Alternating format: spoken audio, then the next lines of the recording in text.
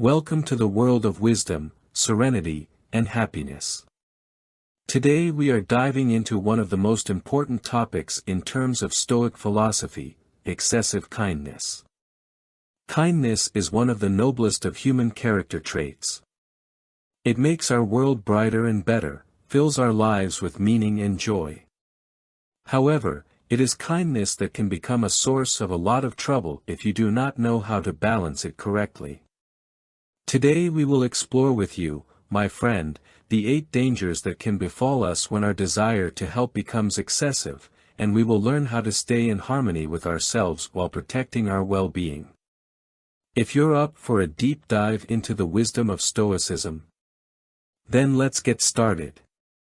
When doing good, don't expect to receive it in return. Often we insist that the world conform to our expectations, as if this is the key to happiness. However, it is in this insistence that the source of our frustration and suffering often lies.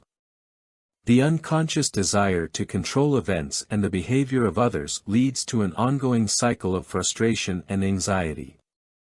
It is important to realize that happiness should not depend on the actions of others.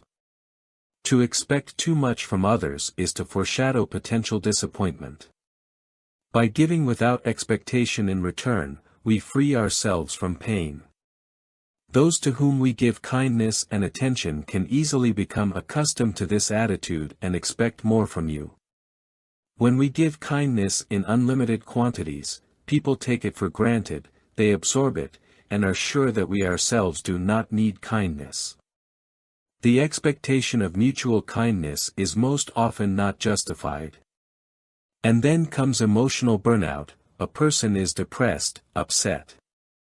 In the end comes disappointment, it is not worth doing good, it is of no use, people are not grateful, in return only emptiness and indifference. In fact, with our excessive kindness we ourselves have achieved such an effect. The habit of people to receive good from you all the time. Habit is the second nature, this truth is true for good deeds. The more comfortable our condition, the faster we get used to it, and the more often we want to feel this comfort. People who once needed help and received it will want to receive it again and again, because it is much easier than solving problems on your own.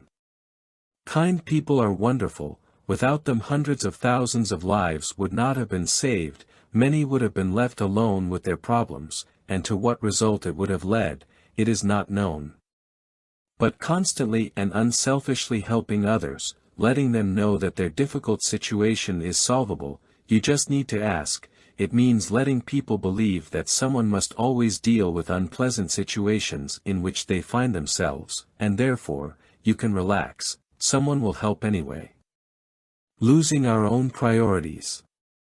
Our kindness must have limits. If we do good deeds for someone, we sacrifice our resources, time, finances, efforts, emotions, directing them to help others. To immerse ourselves in this state indefinitely is to lose our own priorities. When should we live and solve our own affairs when there are so many people around who need our kindness so much? Before rushing to help others, we should make sure that everything is good in our life, we are healthy, we have love and mutual understanding at home, everything is great at work, there are no urgent issues that need to be solved here and now. And only in this case it is possible to offer help to others. It will be more effective if it will be received from a happy and successful person, not a person who is overwhelmed by his problems and who is ready to sacrifice his interests in a burst of good-naturedness.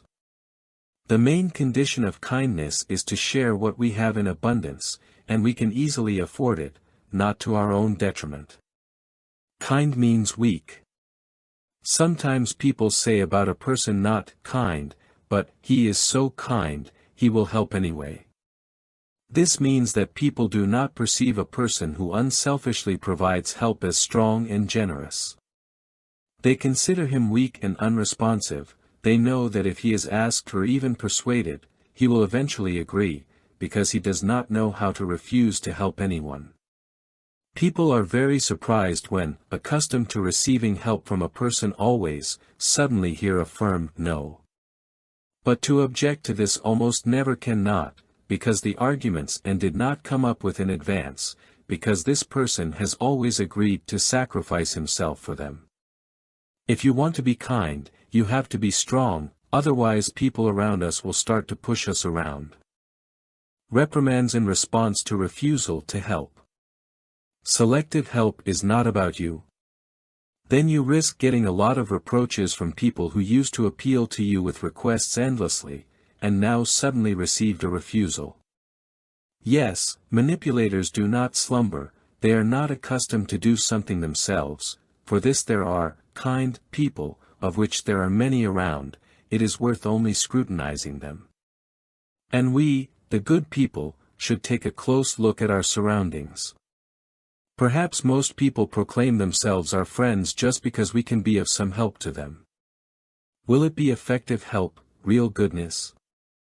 Most likely, it will be an inability to resist a skillful manipulator who takes advantage of the generosity of the soul and a good heart. Therefore, refusing to help, prepare to hear reproaches and irritation from those whom you considered your close friends. The flow of those who need help only increases.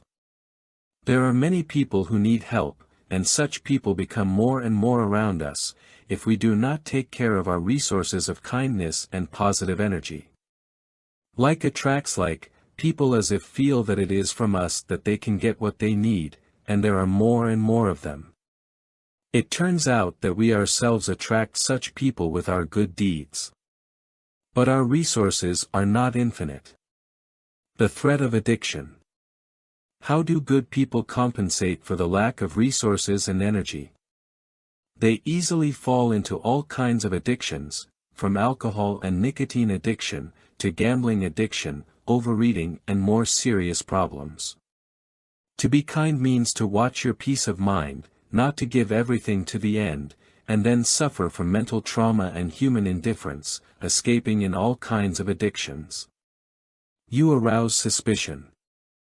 Being kind is good, but people are not used to believe in the sincerity of the intentions of a person who wants to do a good deed or help completely unselfishly.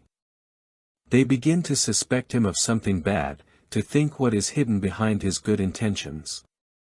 People's disbelief often kills the desire to help, because they have to not only do good deeds, but also justify themselves for them, proving to others that they did not want to do anything else but good. How to avoid these dangers? How do you balance the desire to genuinely help people with the dangers of doing so? Here will help 4 strategies that will teach you how to perform acts of kindness without harming yourself. The main focus is on your own feelings.